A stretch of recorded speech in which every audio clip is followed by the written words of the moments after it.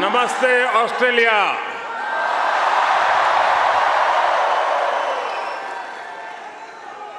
Australia के प्रधानमंत्री और मेरे प्रिय मित्र हिज एक्सेलेंसी अल्बनीज़ी, ऑस्ट्रेलिया के पूर्व प्रधानमंत्री His Excellency Scott Morrison,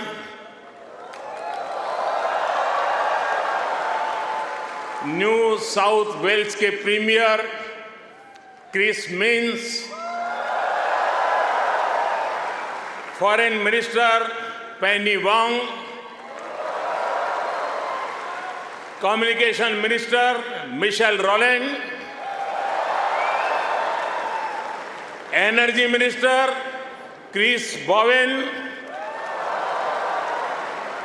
leader of opposition Peter Dutton, assistant foreign minister Tim Watts, New South Wales के उपस्थित मंत्रिमंडल के सभी आदरणीय सदस्य, पैरामाटा से संसद सदस्य डॉक्टर एंड्रयू चार्ल्टन, यहां उपस्थित ऑस्ट्रेलिया के सभी सांसद सदस्य,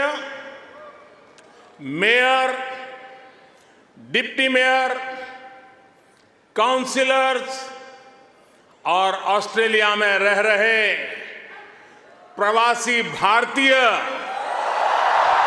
जो आज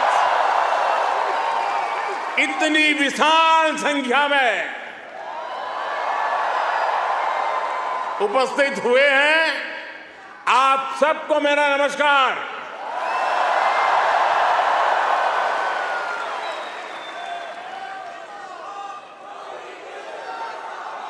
First of all, I acknowledge the traditional custodians of the lands that we are meeting here on today.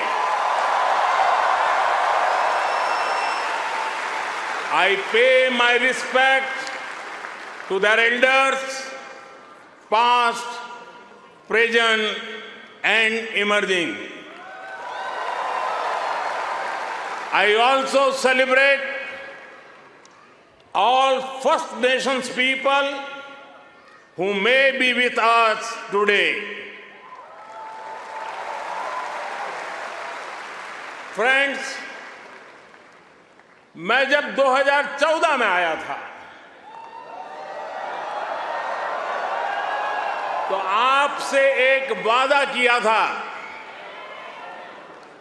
वादा ये था कि आपको फिर भारत के किसी प्रधानमंत्री का 28 साल तक इंतजार नहीं करना पड़ेगा।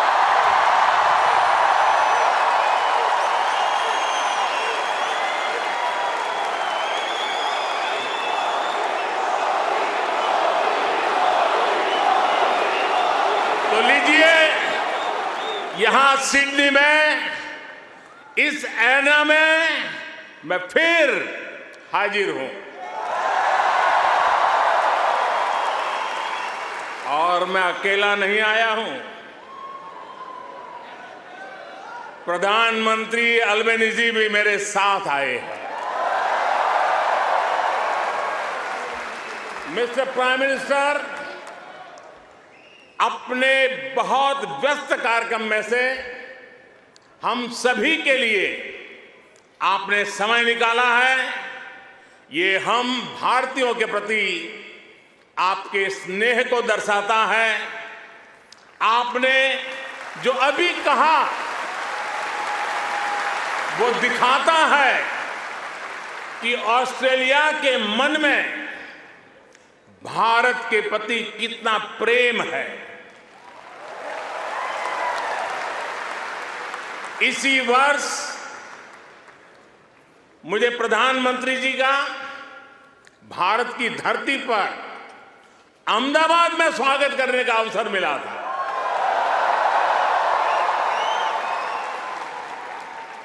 आज उन्होंने यहां लिटिल इंडिया के फाउंडेशन स्टोर को अनवील करने में मेरा साथ दिया है, मैं उनका बहुत बहुत आभार व्यक्त करता हूं। Thank you my friend Anthony.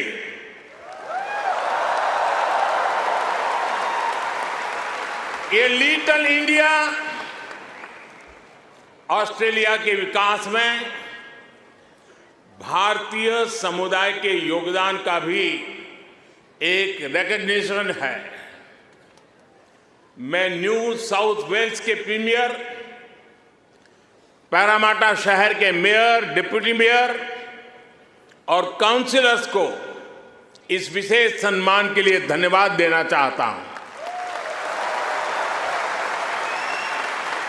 साथियों, मुझे खुशी है कि न्यू साउथ वेल्स में प्रवासी भारतीय समुदाय से कई लोग सार्वजनिक जीवन में सक्रिय भागीदारी कर रहे हैं, अपनी पहचान बना रहे हैं।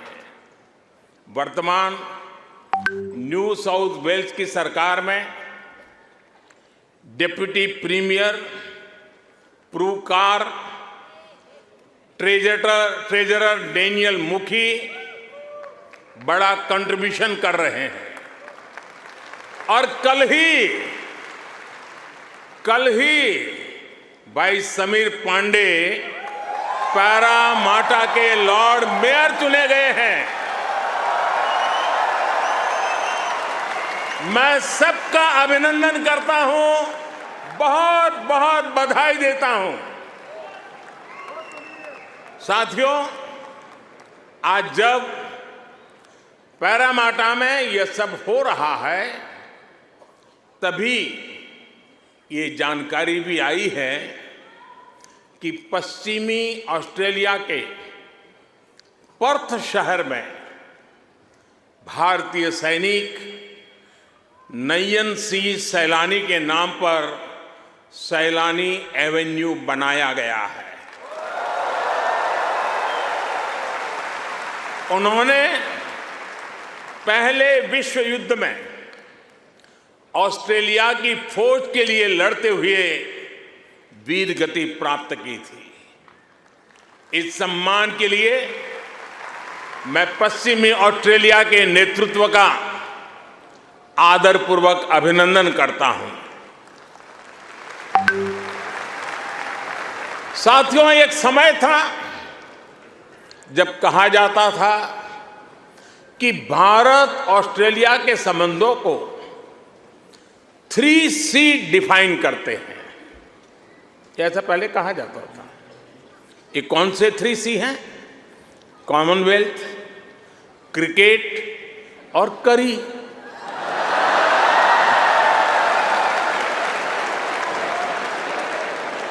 इसके बाद कहा गया कि भारत ऑस्ट्रेलिया के संबंध 3D पर आधारित है। डेमोक्रेसी, डायस्पोरा और दोस्ती। कुछ लोगों ने यह भी कहा कि भारत ऑस्ट्रेलिया के संबंध 3E पर आधारित है। एनर्जी, इकोनॉमी और एजुकेशन। यानी कभी C, कभी D, कभी E। अलग अलग कालखंड में ये बात संभवतः सही भी रही है, लेकिन भारत और ऑस्ट्रेलिया के ऐतिहासिक संबंधों का विस्तार इससे कहीं ज्यादा बड़ा है।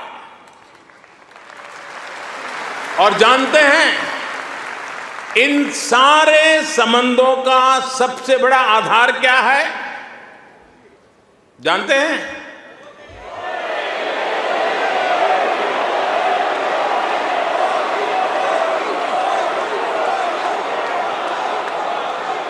जी नहीं। सबसे बड़ा आधार है म्यूचुअल ट्रस्ट और म्यूचुअल रिस्पेक्ट।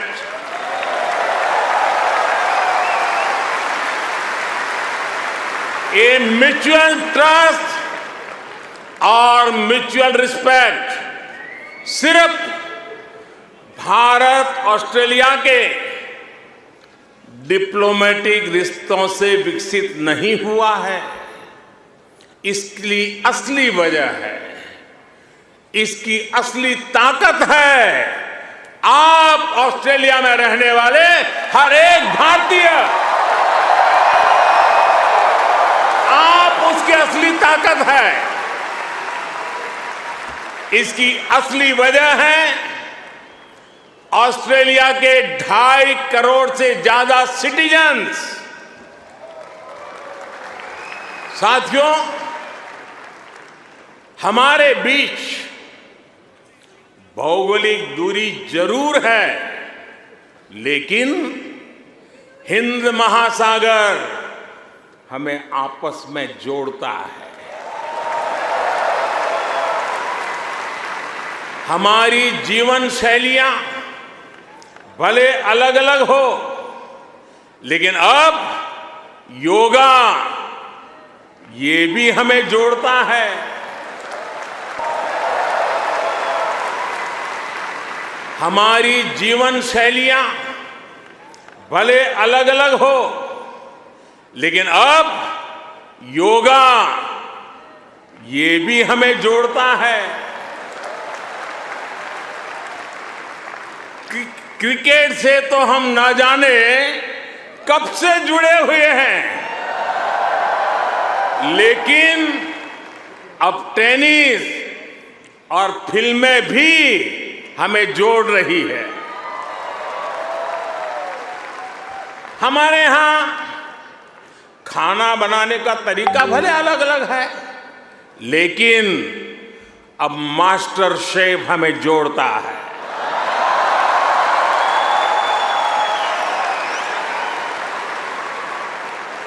हमारे यहां पर्व त्योहार भले अलग अलग मनाए जाते हैं, लेकिन हम जुड़े हुए हैं दिवाली की रौनक से,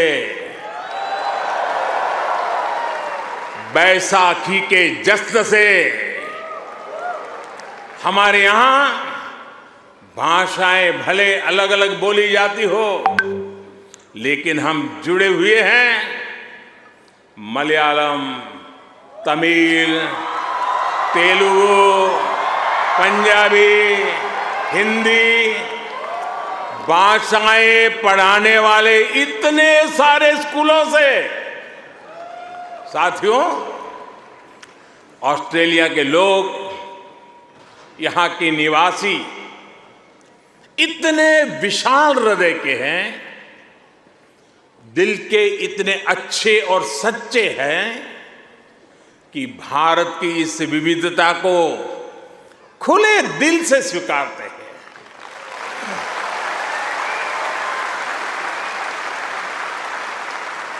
और यही वजह है कि पैरामाटा स्क्वायर किसी के लिए परमात्मा चौक बन जाता है।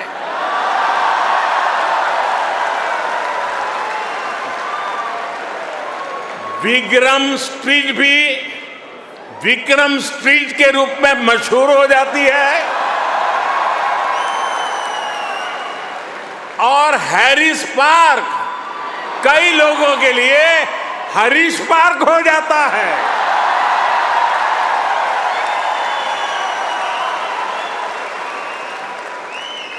वैसे मैंने सुना है कि हैरिस पार्क में चटका की चाट,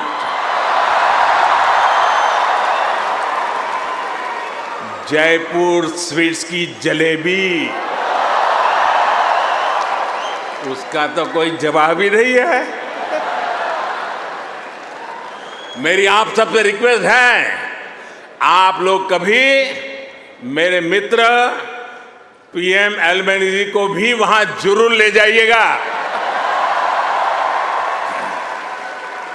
और साथियों, जब खाने की बात चली है और चाट की बात चली है तो लखनऊ का नाम आना भी स्वाभाविक ही है।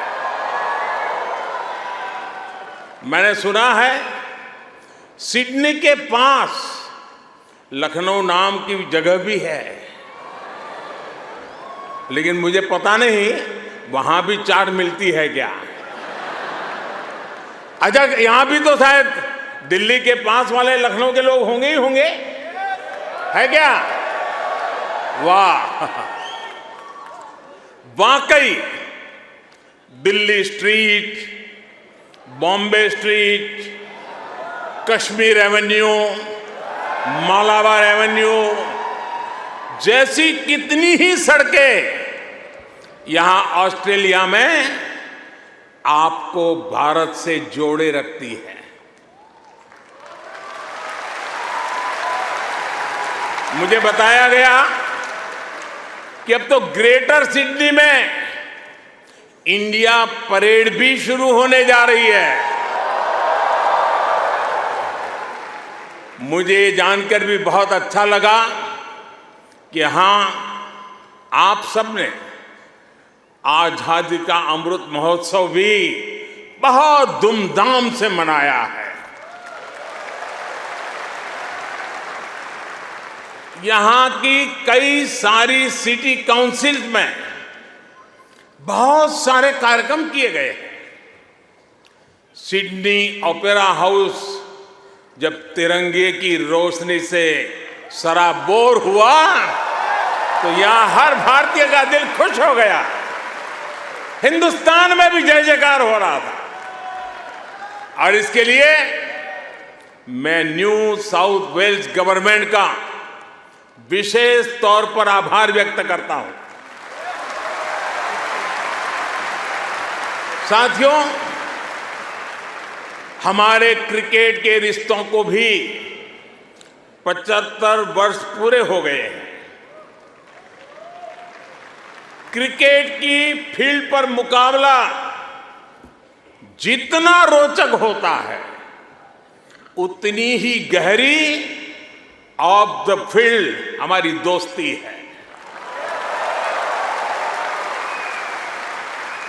इस बार तो ऑस्ट्रेलिया की अनेक विमेन क्रिकेट प्लेयर भी पहली बार भारत में आईपीएल खेलने आई थी।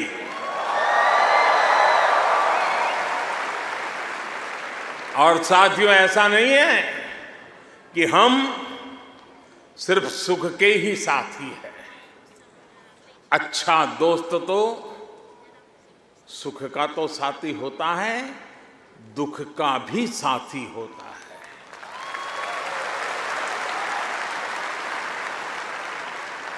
पिछले साल जब महान शेन वॉर्न का निधन हुआ तो ऑस्ट्रेलिया के साथ कोटि कोटि भारतीयों ने भी शोक मनाया।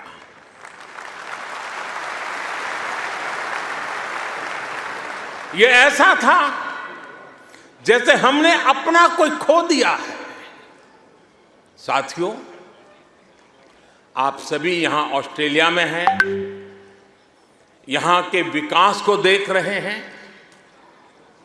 आप सभी का एक सपना रहा है कि हमारा भारत भी विकसित राष्ट्र बने।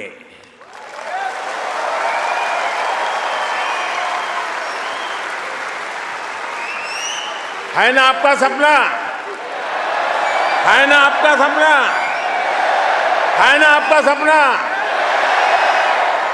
जो सपना आपके दिल में है वो सपना मेरे दिल में भी है। ये मेरा भी सपना है। 140 करोड़ भारतीयों का सपना है। साथियों, भारत के पास सामर्थ्य की कमी नहीं है। भारत के पास संसाधनों की कमी भी नहीं है। आज दुनिया की सबसे बड़ी और सबसे युवा टैलेंट फैक्ट्री जिस देश में है वो है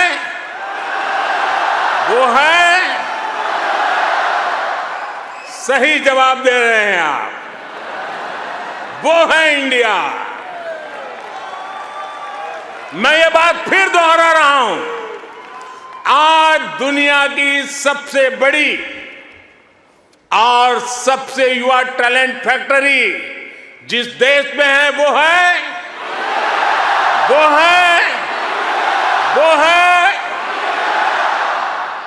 और अब मैं आपके सामने ऐसे ही कुछ फैक्ट रखूंगा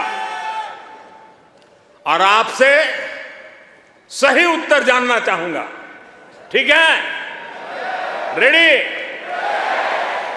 कोरोना की इस ग्लोबल पैंडेमिक में जिस देश ने दुनिया का सबसे तेज वैक्सीनेशन प्रोग्राम चलाया वो देश है।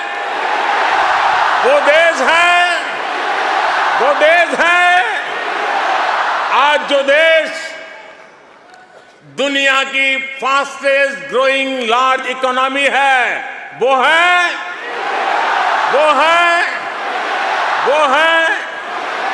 आज जो देश दुनिया में नंबर 1 स्मार्टफोन डेटा कंज्यूमर है वो देश है।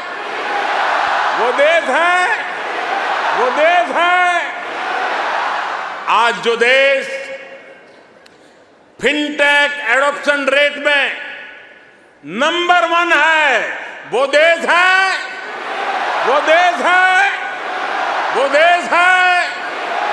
आज जो देश मिल्क प्रोडक्शन के मामले में दुनिया में नंबर 1 है वो देश है। आज जो देश इंटरनेट यूजर्स की संख्या में दुनिया में नंबर 2 पर है वो है।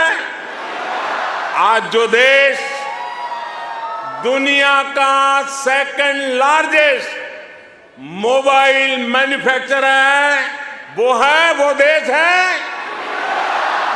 है। आज जो देश rice, wheat, sugar cane production के मामले में दुनिया में नंबर 2 पर है वो है।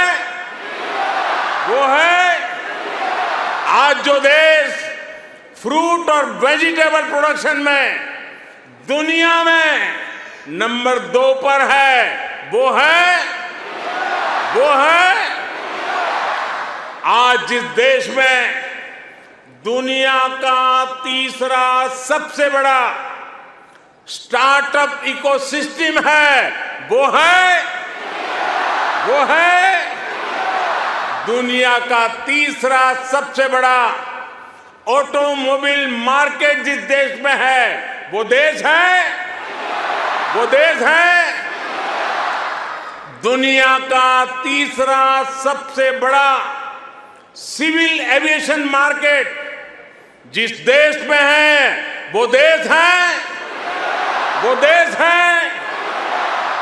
और अब जो देश अगले 25 साल में विकसित होने के लक्ष्य के साथ आगे बढ़ रहा है वो देश है। साथियों, आज IMF भारत को ग्लोबल इकोनॉमी का ब्राइट स्पॉट मानता है। वर्ल्ड बैंक का विश्वास है कि ग्लोबल हेडविंड्स को अगर कोई चुनौती दे रहा है तो वो भारत है। आज दुनिया के कई देशों में बैंकिंग सिस्टम पर संकट है, लेकिन दूसरी तरफ भारत के बैंकों की मजबूती की आज चारों तरफ प्रशंसा हो रही है। दुनिया में 100 साल में आए सबसे बड़े संकट के बीच भारत ने बीते वर्ष रिकॉर्ड एक्सपोर्ट किया है।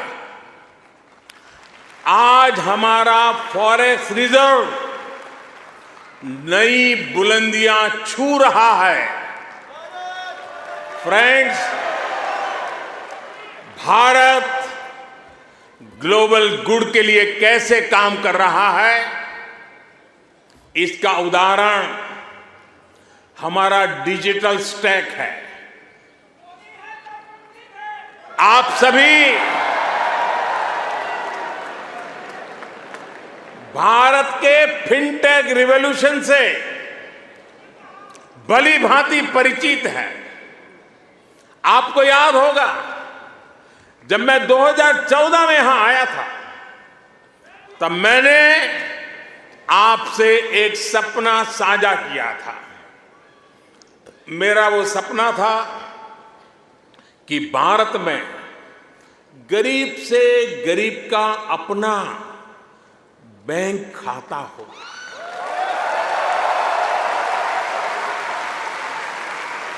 आपको गर्व होगा दोस्तों, आपको गर्व होगा कि पिछले 9 वर्ष में हमने करीब 50 करोड़ भारतीयों के यानी करीब 500 मिलियन बैंक अकाउंट खोले हैं।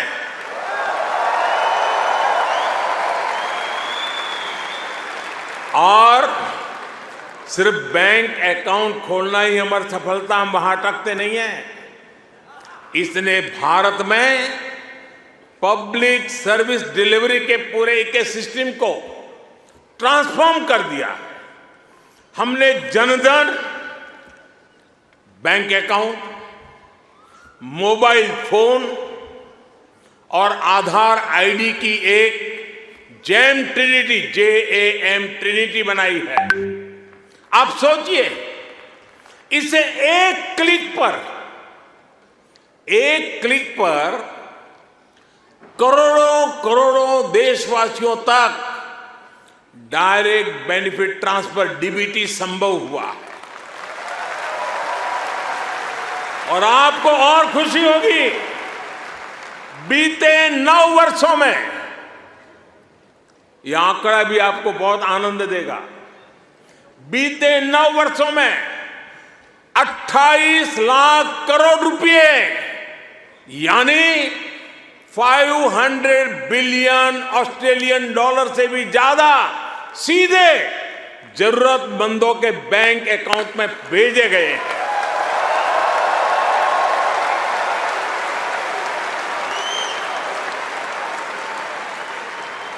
कोरोना के समय में बहुत से देशों को अपने नागरिकों को पैसे भेजने में मुश्किल आई थी, लेकिन भारत उन देशों में था जो एक क्लिक पर ये काम पलकों में कर रहा था।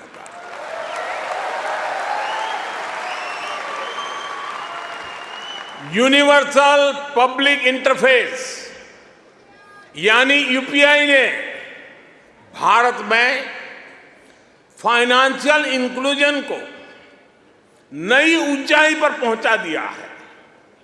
आज दुनिया के 40% रियल टाइम डिजिटल पेमेंट्स अकेले भारत में होते हैं।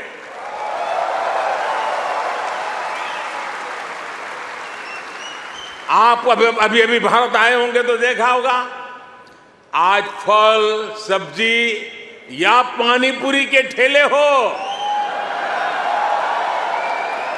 या फिर चाय की दुकान, सब जगह डिजिटल ट्रांजैक्शन हो रहा है। साथियों, भारत का ये डिजिटल रिवॉल्यूशन सिर्फ फिनटेक तक सीमित नहीं है। भारत आधुनिक व्यवस्थाएं बना रहा है, लोगों की ईज ऑफ लिविंग बढ़ा रहा है। इसका एक उदाहरण भारत का डिजी लॉकर है। इसमें ड्राइविंग लाइसेंस से लेकर डिग्री और प्रॉपर्टी के पेपर्स तक जो भी सरकार इश्यू करती है वो इस डिजिटल लॉकर में जनरेट होते हैं। करीब सैकड़ों तरह के डॉक्यूमेंट्स डिजिटल लॉकर में रिफ्लेक्ट होते हैं। आपको फिजिकल कॉपी स्टोर करने की जरूरत नहीं है, बस एक पासवर्ड काफी है। और इससे 15 करोड़ से ज्यादा यानी 150 मिलियन से भी ज्यादा भारतीय जुड़ चुके हैं। इस तरह के कितने ही डिजिटल प्लेटफॉर्म आज हर भारतीय को पावरफुल बना रहे हैं, ताकतवर बना रहे हैं। साथियों, आज भारत के हर कदम, हर उपलब्धियों के बारे में दुनिया जानना चाहती है। आज की दुनिया जिस वर्ल्ड ऑर्डर की तरफ जा रही है, जिन संभावनाओं को तलाश रही है, उसमें ये स्वाभाविक भी है। भारत हजारों वर्षों की जीवंत सभ्यता है। भारत मदर ऑफ डेमोक्रेसी है।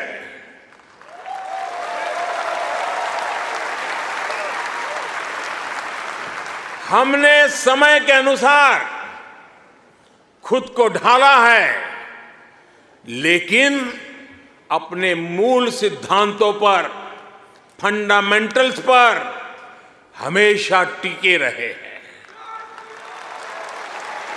हम राष्ट्र को भी एक परिवार के रूप में देखते हैं और विश्व को भी एक परिवार मानते हैं। वसुधैव कुटुंबकम।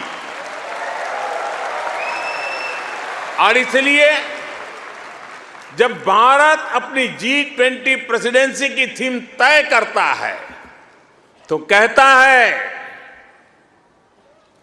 अपने आदर्शों को जीने का उसका स्वभाव देखिए। G20 प्रेसिडेंसी में भारत कहता है one earth, one family, one future.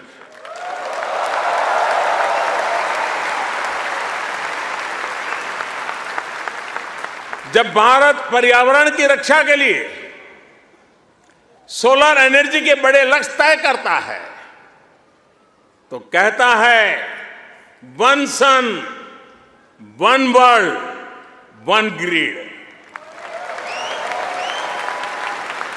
जब भारत वैश्विक समुदाय के स्वस्थ रहने की कामना करता है तो कहता है one earth, one health. Bharat वो देश है जिसने कोरोना के संकट में दुनिया के 150 से ज्यादा देशों को उस संकट की घड़ी में दवाइयां भेजी। भारत वो देश है जिसने 100 से अधिक देशों को मुफ्त वैक्सीन भेजकर करोड़ों करोड़ों लोगों का जीवन बचाया। कोरोना के समय में आपने भी यहां जिस सेवा भावना से काम किया वही हमारी संस्कृति की विशेषता है। आज शहीदों के सरताज पंचम सिख गुरु श्री गुरु अर्जुन देव जी का शहीदी पर्व है। हमें गुरु जी के जीवन से सभी की सेवा करने शिक्षा मिलती है। गुरु अर्जुन देव जी ने ही दसंध प्रणाली शुरू की थी। इसी प्रेरणा से कोरोना के दौरान भी कितने ही गुरुद्वारों के लंगर ने यहां लोगों की मदद की। इसी दौर में कितने ही मंदिरों की रसोई यहां पीड़ितों के लिए खुल गई। ऑस्ट्रेलिया में रहकर पढ़ाई कर रहे स्टूडेंट्स भी बड़ी संख्या में लोगों की मदद के लिए आगे आए। विभिन्न सामाजिक संगठनों ने भी इस दौरान बहुत लोगों की मदद की। भारतीय कहीं भी रहे, एक मानवीय भाव उनमें समाहित रहता है। साथियों, मानवता के हित में ऐसे ही कार्यों के कारण आज भारत को फोर्स ऑफ ग्लोबल गुड कहा जा रहा है। जहां कहीं भी कोई आपदा होती है, भारत मदद के लिए तैयार मिलता है। जब भी कोई संकट आता है, भारत समाधान के लिए तत्पर रहता है। आज चाहे इंटरनेशनल सोलर अलायंस के द्वारा सौर ऊर्जा का उपयोग बढ़ाना हो, चाहे आपसी सहयोग के माध्यम से डिजास्टर रिजिलिएंट इंफ्रास्ट्रक्चर तैयार करना हो, चाहे इंटरनेशनल बिग कैट अलायंस को नेतृत्व देना हो, भारत ने हमेशा अलग अलग देशों को एकजुट करने के लिए एक बाइंडिंग फोर्स की तरह काम किया है। अभी अभी जब तुर्की में भूकंप ने तबाही मचाई, तब भारत ने ऑपरेशन दोस्त के द्वारा मदद का हाथ बढ़ाया। भारत अपने हितों को सबके हितों से जोड़कर देखता है। सबका साथ, सबका विकास, सबका विश्वास और सबका प्रयास, ये हमारी डोमेस्टिक गवर्नेंस का भी आधार है और ग्लोबल गवर्नेंस के लिए भी यही विजन है। साथियों, आज भारत और ऑस्ट्रेलिया के बीच स्ट्रेटेजिक पार्टनरशिप निरंतर गहरी हो रही है। हाल में ही हमने इकोनॉमिक कोऑपरेशन और ट्रेड एग्रीमेंट ECTA एकता साइन किया है। अनुमान है इससे दोनों के बीच ट्रेड अगले 5 वर्ष में 2 गुने से अधिक हो जाएगा। अब हम कॉम्प्रिहेंसिव इकोनॉमिक कोऑपरेशन एग्रीमेंट पर काम कर रहे हैं। हम रिजिलिएंट और रिलायबल सप्लाई चेन्स का निर्माण कर रहे हैं। इससे दोनों देशों के बिजनेस को बल मिलेगा ही, दुनिया को भी नया विश्वास मिलेगा। आज भारत और ऑस्ट्रेलिया के बीच कई डायरेक्ट फ्लाइट्स हैं। बीते वर्षों में फ्लाइट्स की संख्या बढ़ी है। आने वाले दिनों में इनकी संख्या और बढ़ेगी।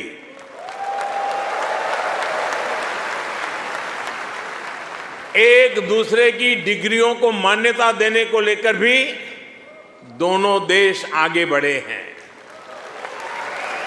और इससे हमारे स्टूडेंट्स को बहुत लाभ होगा।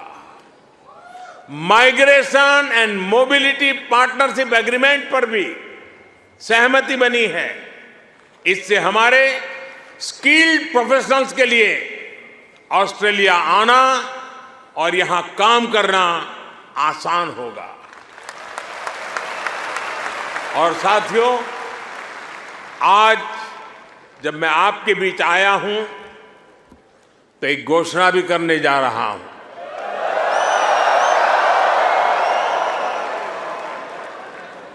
ब्रिस्बेन में भारतीय समुदाय की बहुत समय से जो मांग थी, अब उसे पूरा किया जाएगा। जल्द ही ब्रिस्बेन में भारत का एक नया कॉन्सुलेट खोला जाएगा।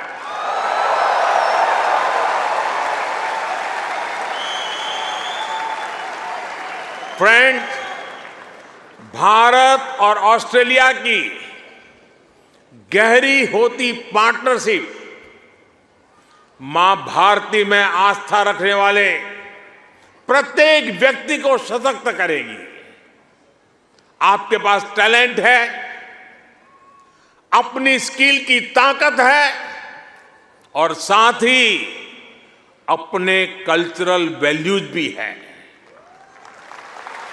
ये वैल्यूज आपको ऑस्ट्रेलिया के लोगों के साथ घुल मिलकर रहने में बड़ी भूमिका निभाते हैं।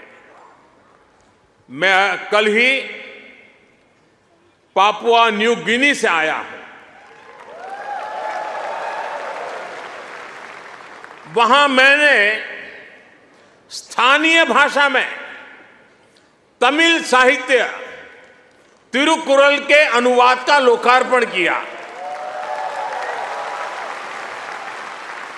ये अनुवाद वहां भारतीय मूल के एक स्थानीय गवर्नर ने किया है। एक जीता जागता उदाहरण है कि कैसे हम विदेश में रहते हुए भी अपनी जड़ों पर गर्व करते रहें, जड़ों से जुड़े रहे। आप भी यहां ऑस्ट्रेलिया में भारतीय संस्कृति की खुशबू फैला रहे हैं। आप ऑस्ट्रेलिया में भारत के कल्चरल एम्बेसडर हैं, भारत के ब्रांड एम्बेसडर्स हैं। साथियों, मैं मेरी बात समाप्त करने से पहले आपसे कुछ मांगना चाहता हूं। देंगे? आवाज जरा धीमी हो गई। देंगे? पक्का? प्रॉमिस? मैं आपसे ये मांग रहा हूं और आपसे आग्रह करूंगा कि आप जब भी भारत आए, अपने साथ कोई न कोई ऑस्ट्रेलियाई मित्र और उनके परिवार को भी साथ लेकर के आए।